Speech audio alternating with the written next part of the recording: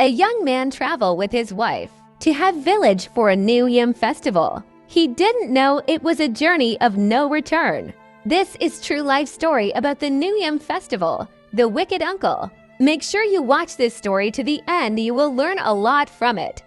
Chineye's life was the kind of story young women in the city whispered about. At 30, she had everything: wealth, beauty, 3 healthy children, and a husband whose name commanded respect in every business circle. Her husband, Chineye, was a billionaire businessman, admired for his brilliance and feared for his power. But despite the riches around her, Chineye's heart often longed for something simpler: the warmth of her people back home, the laughter of the women in the village square, and the rhythm of drums during festivals. And so, when the New Yam Festival drew near, she begged her husband, Chineye, Biko, just this once. Let us go home to celebrate with my people. It has been years. They will be so happy to see us. Chineye frowned, his eyes fixed on the city skyline outside their mansion window. Chineye, you know I don't like the village life. Too many eyes, too many mouths.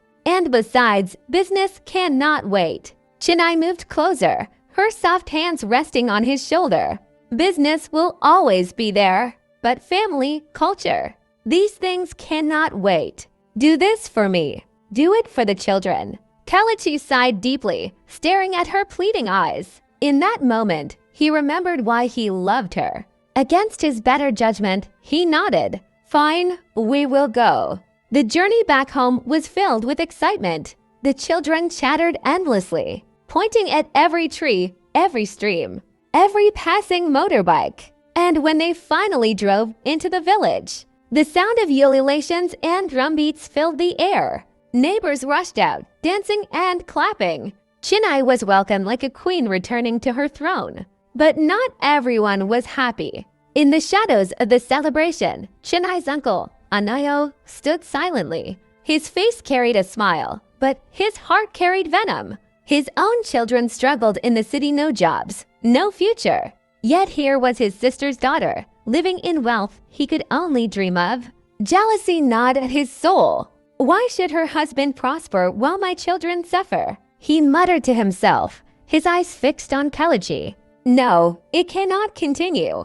I will bring him down. I will show them that wealth cannot save them. From that day, Uncle Anayo drew closer to Chineye, cloaking his envy with laughter and wine. My in-law, he would call out cheerfully, slapping Chineye's back as he offered him cups of palm wine. You are one of us now. Enjoy. Chineye, ever trusting, drank and laughed, thinking he had found another brother in the village. But each smile Anayo gave was poisoned with hidden malice. Finally, the day of the New Yam Festival arrived. The compound was alive with music. Women roasting yams over open fires, men pouring palm wine into calabashes, and children chasing one another with laughter. It was a day of joy, a day to thank the gods for harvest and life. But for Anayo, it was the day to strike. As the yams roasted, he slipped away, his hands trembling as he smeared poison onto one of the pieces. He returned with a wide grin,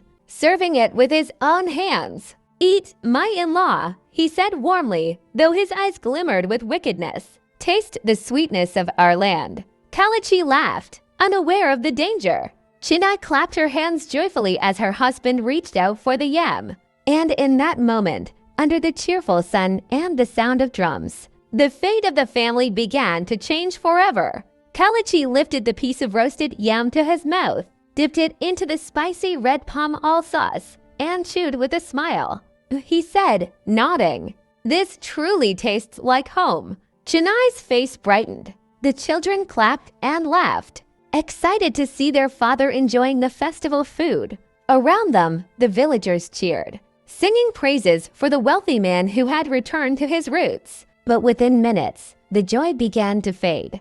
Chineye suddenly placed his hand on his chest. A sharp pain shot through his stomach, twisting like a knife. His face contorted as sweat broke out on his forehead. My husband, Chineye cried, rushing to his side. What is it? Chineye staggered, the roasted yam falling from his hand. My stomach.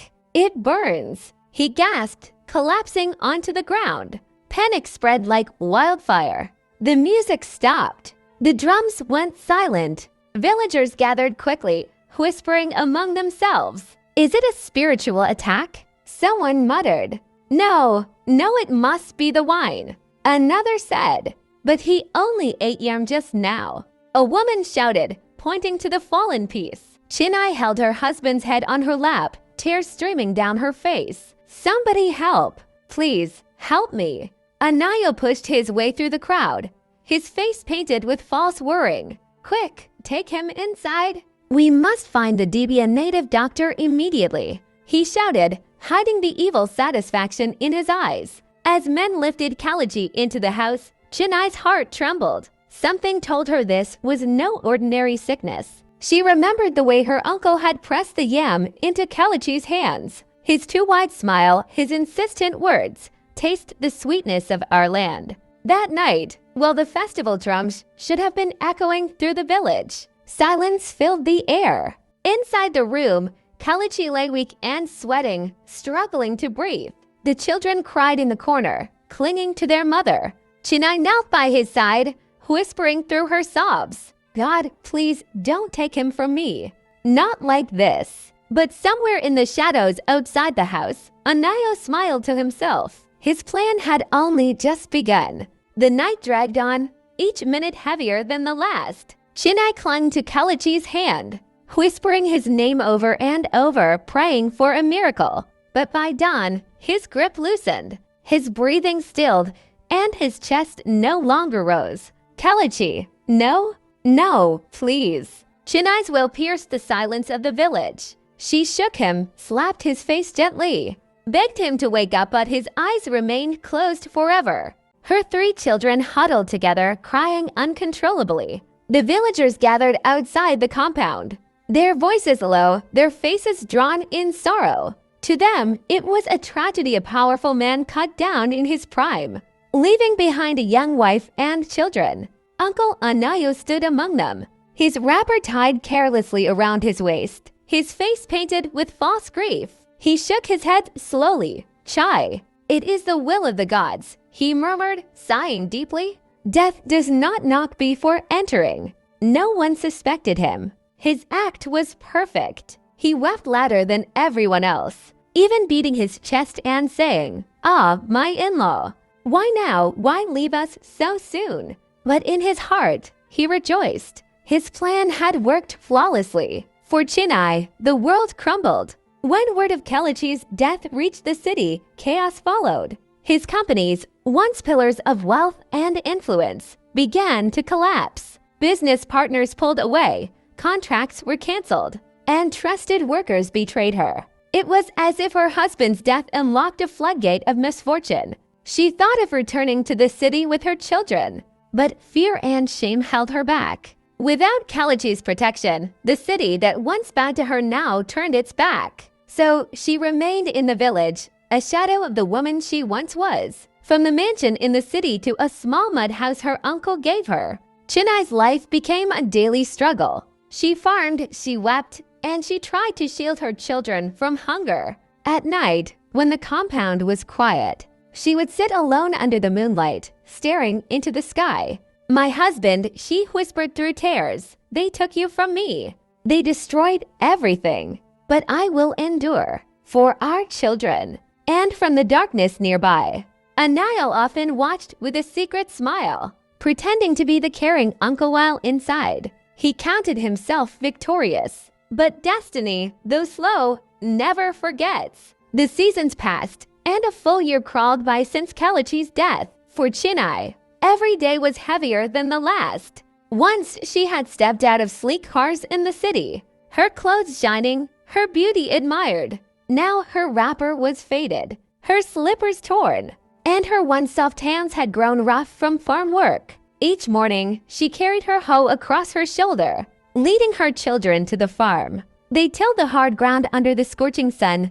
sweat soaking their clothes. Hunger became their daily companion. In the village, tongues wagged without mercy.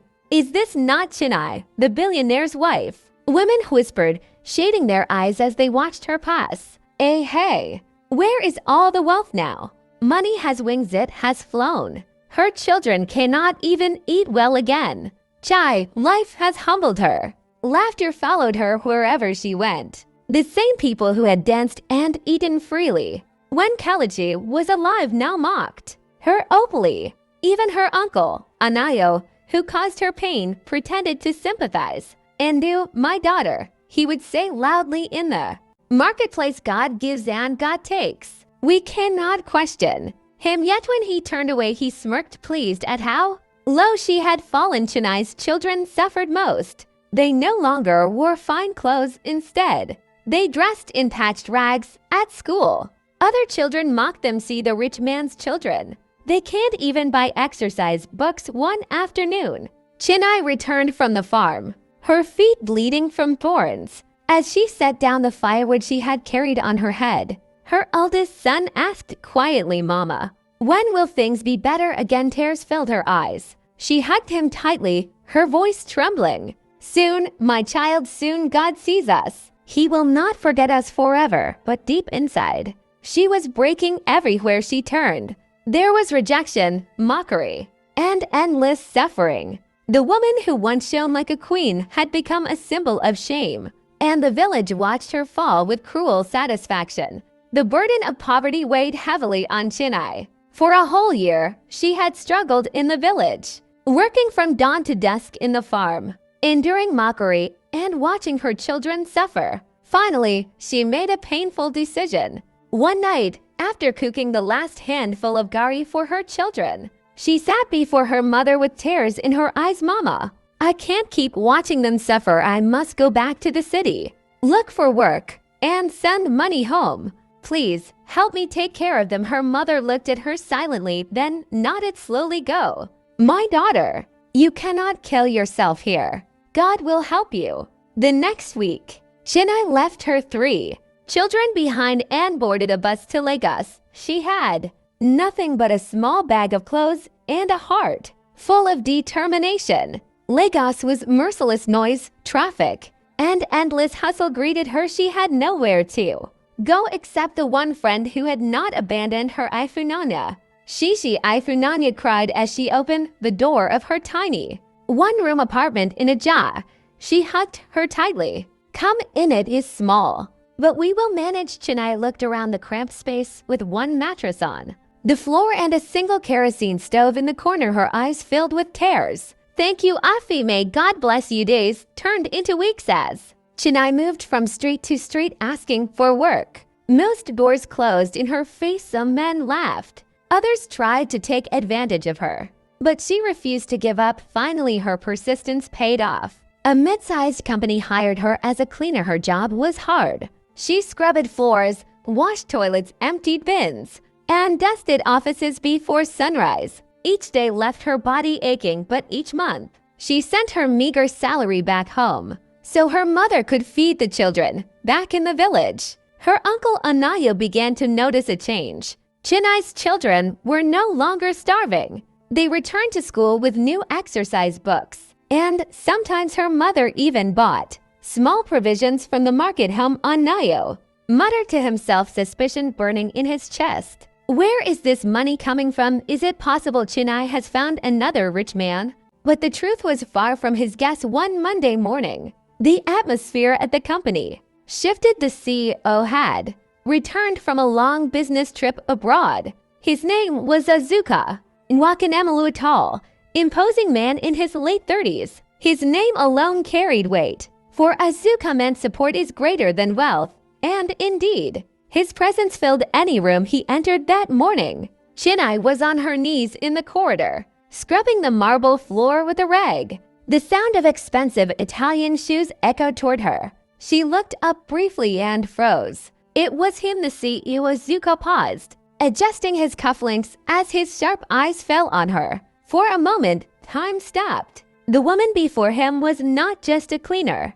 Something in her posture, her quiet dignity despite her faded uniform, struck his soul. Good morning, sir, she whispered. Lowering her gaze, Azuka did not reply immediately. His secretary, a brisk young woman, rushed forward. Sir, this is one of the new cleaners. Should I move her out of the way? But Azuka raised his hand, stopping her. His eyes lingered on Chineye, and an unexplainable pull gripped his chest for the first time in years. He felt something stir deep inside him leave her. He said quietly, his voice was calm, but his heart was racing. Chineye quickly bent her head again, embarrassed, but her presence haunted him as he walked into his office. Azuka had met countless women in his life, powerful, beautiful, glamorous, but none had ever made his heart stumble in just one glance. And he didn't even know her name yet. 2 days after their first encounter, Chineye was called to the CEO's office. She walked in nervously, clutching her mop. Afraid she had done something wrong. "Good morning, sir," she said softly. Bowing her head, Azuka leaned back in his leather chair. Studying her carefully sit down, her heart skipped. Cleaners were never asked to sit in the CEO's office. She perched timidly on the edge of a chair, her palms damp with sweat. "I have been looking for a personal assistant," Azuka said slowly. His eyes locked on her. "Someone loyal, someone different from the usual crowd. Do you think you can do that job?"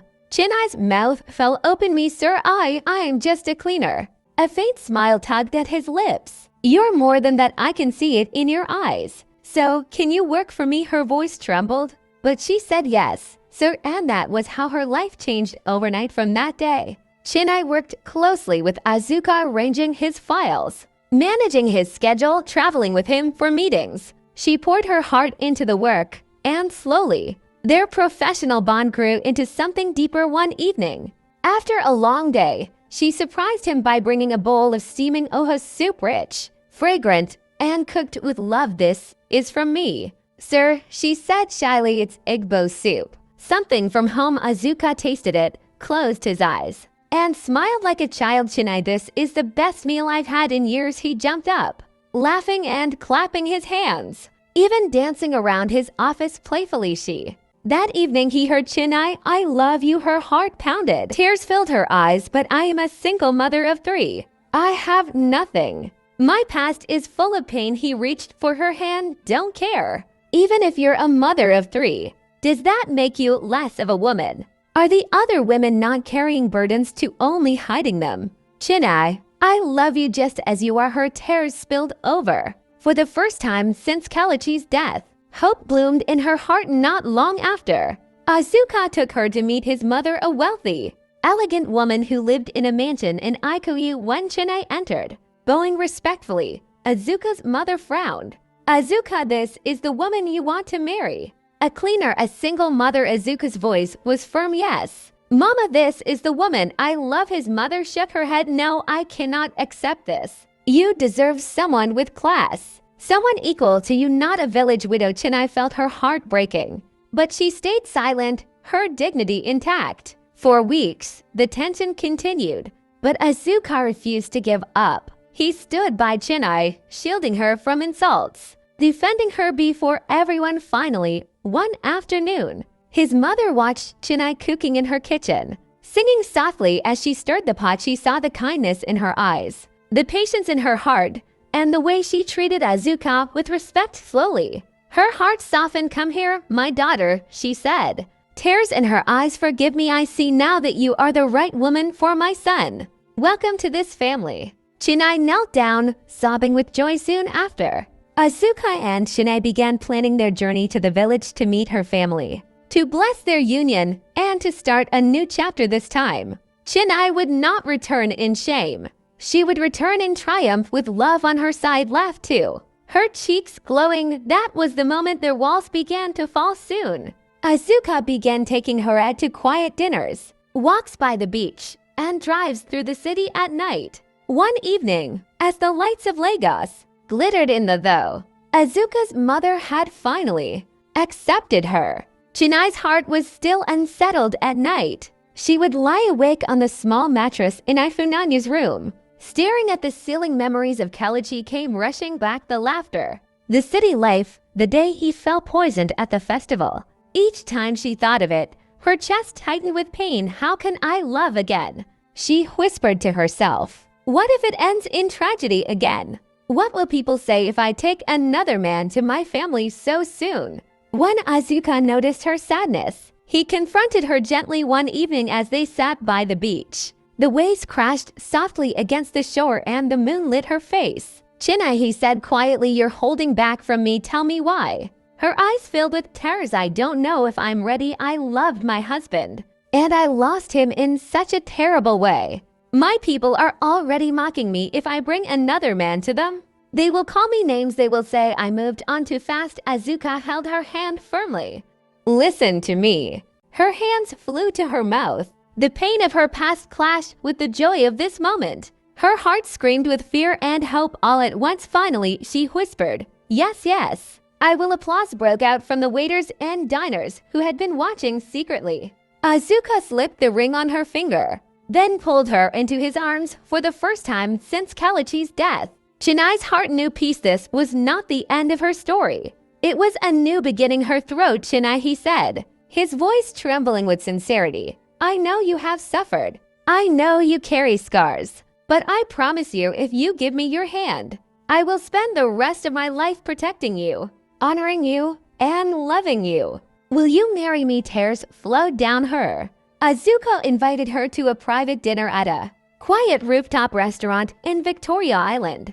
The city lights twinkled below them like stars. Soft music played in the background. As they finished eating, Asuka stood up.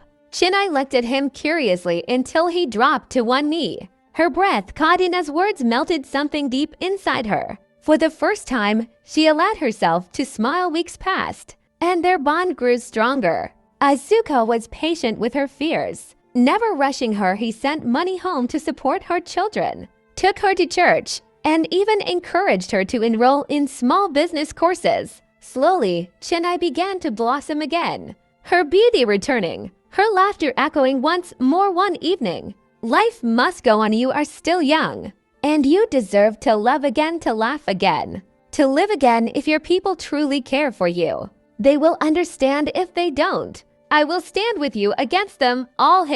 You are not betraying your husband. He's gone. The wedding preparations began with excitement. Chineye's heart raced as she prepared to take Asuka home to her parents for the traditional rites. Her children were overjoyed, and her mother wept tears of relief. For once, happiness returned to their family compound. But not everyone celebrated. Uncle Anayo sat in his hut, his eyes bloodshot, anger boiling in his veins. "So after all my efforts, this girl still rises. First, her billionaire husband. Now another rich man wants to marry her. No, I will not allow it." His envy turned to a fresh, deadly plan. This time, he would not use poison. He would create an accident. He traveled secretly to a notorious Babylon deep in the forest. The shrine was thick with smoke, the air heavy with chants. Anayo bowed low before the priest. "My sister child is preparing to marry a wealthy man," he said. "I want them gone on their wedding day. After everything, I want them to die in an accident." The Babyleo studied him with piercing eyes. Then he brought out a blackened calabash and handed it to Anayo. "Take this," he said in a gravelly voice. "It carries the spirit of destruction, but be worth this charm has conditions. You must not allow any woman in her monthly cycle to touch it, or the gods themselves will turn against you." Anayo nodded eagerly. On his way back, as he entered a bus, a lady sat before him. "Please shift your bag." Before Anayo could stop her, she touched the bag. She was on her monthly flow. The air grew heavy. The calabash trembled in his lap. Anayo's chest tightened, but he quickly looked away, pretending nothing had happened. When the bus reached the market square, he hurriedly got down, still clutching the calabash. He hailed a commercial motorcycle to take him home quickly. But as the bike sped down the rough road, disaster struck. The motorcycle skidded violently, throwing both rider and passenger into the air. The calabash smashed against the ground, shattering into pieces, then disappeared into the sky. And he lay groaning in the dust, blood trickling down his face. He didn't realize it yet, but the gods had turned against him. The evil he planned for, Chineye was now chasing him instead. He could already picture the accident, the car overturned, the bride and groom dead, the children crying. At last, his jealousy would rest, but destiny was watching what his plan that go back to sender to him finally on the wedding day.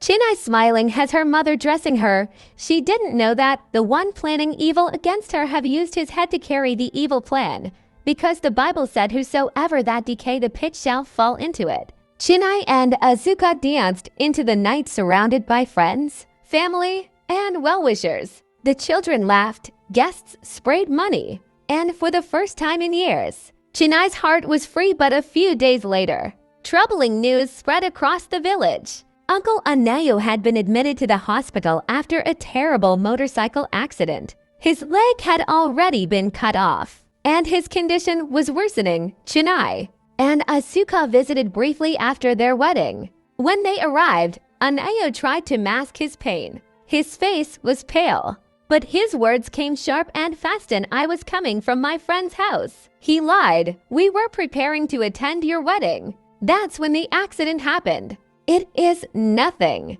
I will be fine. Chineye said nothing. She only looked at him with pity, then left with her husband. Days passed instead of healing. Anayo's wound festered. The doctors grew weary. His daughters too became frustrated. They tried medicine, herbs, and prayers, but nothing worked. The smell from his wound filled the ward, and even nurses began to avoid him. One evening, his eldest daughter shouted in anger, "Papa, we have tried everything. Your leg is not healing, and the doctors say they don't understand what is wrong. Tell us the truth. What is happening to you?" The younger daughter added coldly, "We cannot waste our lives here watching. You rot if you know what you did. Confess it if not. Die in silence." They walked out, leaving him groaning in pain alone on the bed. Anayo wept. His strength was failing, and he could. Chineye entered the hospital room, dressed simply, Azuka by her side. Anayo's eyes filled with shame. He tried to sit up, but could not. "Niece," he whispered, his voice shaking, "forgive me. I cannot carry this secret to my grave." Chineye frowned. "What secret?" Anayo broke down in tears. His voice cracked as he confessed, "I am the one who poisoned your husband, Kalechi, during the Yam Festival. I destroyed him because envy consumed me, because I could not stand that you prospered while my own children struggled, and when you found another wealthy man to marry, I swore you would not live to enjoy him. I went to the Babalo. I planned an accident for you both after your wedding, but the gods have punished me instead. Look at me, my leg is gone. My life is ending." The words struck the room like thunder. Nurses passing by froze at the door. Azuka's jaw clenched in anger, while Chineye staggered backward, her hand over her mouth. Tears streamed down her face. Her voice trembled. "Uncle, after everything, after my suffering, you still wanted me dead." Anayo stretched out his trembling hand. "I am finished, but I beg you, forgive me, so that I may die in peace." The ward fell silent, everyone waiting for Chineye's reply. Feel death creeping closer. The Babalao's warning echoed in his head. "If a woman in her monthly cycle touches the calabash, the gods will turn against you." He remembered the lady in the bus. He remembered the shattered calabash. By the next afternoon, he could bear it no more. He sent word, "Call Chineye. I must see her. I cannot die like this without speaking." The hospital room was heavy with silence after Uncle Anayo's confession. Chineye's tears streamed freely, her chest heaving with pain. She fell to her knees, her sobs echoing through the ward. Her mother, who had been sitting quietly in a corner, suddenly broke down. She rushed forward, shaking her head, her voice trembling. "Anayo, my brother, what have I done to you? What has my daughter done to you? Why would you choose wickedness over love?" She beat her chest in grief. "We ate from the same pot as children. We played in the same compound. And this is how you repay me, by destroying my daughter's joy." Her cries filled the hospital. Nurses wiped their eyes quietly. Even Azuka stood in solemn silence, holding Chineye's shoulder. Anayo, weak and trembling, whispered his last words, "Sister, forgive me, Chineye. Forgive me. My envy has destroyed me. May God have mercy." With that, his head tilted to one side, and his eyes went still. Uncle Anayo breathed his last breath. Chineye covered her face, wailing bitterly. Yet through her sobs, she whispered, "I forgive you, Uncle. I release you. May God judge between us." The family returned home in silence. That night, while others slept, Chineye sat by the window of her mother's house, staring into the dark sky. The pain of Kelechi's death returned fresh in her heart. She remembered his words before the festival. "I don't want to go. I feel something is wrong." Her tears flowed again. "Kelechi, if only I had listened to you, you would still be here with me." But as she wept, Azuka came quietly, placing a gentle hand on her shoulder. Behind him, her 3 children slept peacefully, safe and content. "You cannot change the past," he whispered, "but you can honor it by living. You have me now, and you have your children. Together, we will build a future where no one can hurt you again." Chineye leaned against him, her tears soaking his shirt. Slowly, a faint smile broke through her sorrow. She realized that though the past had been bitter, the future still held hope months later. Chineye returned to the city with Azukai and her children. Life slowly blossomed again. She danced at her children's school events, laughed during dinners, and sometimes caught herself humming while cooking. Every so often, memories of Kelechi would pierce her heart. But instead of despair, she found peace. She whispered prayers for his soul, and each time, she felt lighter. One Sunday morning, as the family walked hand in hand to church, neighbors watched and whispered, "See Chineye." After all she suffered, God still lifted her. Azuka squeezed her hand, the children skipping ahead joyfully. For the first time since her world had fallen apart, Chineye lifted her face to the sky, smiled through her tears, and whispered truly, "Joy comes in the morning." This ending ties together the uncle's death and confession, the mother's heartbreak at her brother's betrayal, Chineye's forgiveness, her final healing, dancing into a new life with Azukai and her 3 children. Lesson from the New Yam Festival story. This story teaches us that the greatest enemies are not always strangers. Sometimes they are the people inside our own family. Chineye's husband refused to follow her to the festival because his spirit sensed danger, but he still went and it cost him his life. Uncle Anayo, the same man who should protect his niece, turned against her out of wicked jealousy. Instead of being happy for her progress, he poisoned her joy and even planned her death again when she found love. This is real life. Many people are smiling with you in public, but secretly planning your downfall. The lesson is clear. Be careful who you trust, even among family. Envy is dangerous. It can turn blood into enemies. Listen to warnings and pay attention to your spirit. Sometimes, refusing to go to certain gatherings can save your life. At the end of the day, wickedness never wins. Evil will always return to the sender. Thank you for watching. If you're touched by this story, please subscribe and turn on notifications so you'll not miss our next story.